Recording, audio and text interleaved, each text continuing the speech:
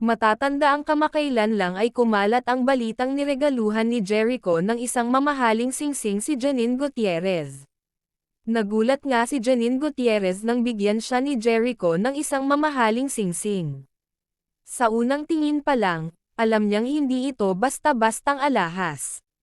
Nanginginig ang kanyang mga kamay habang binubuksan ang kahon na may tatak ng isang kilalang alahero.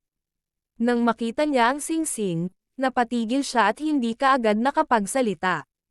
Napakaganda ng disenyo, kumikislap ang mga bato sa liwanag.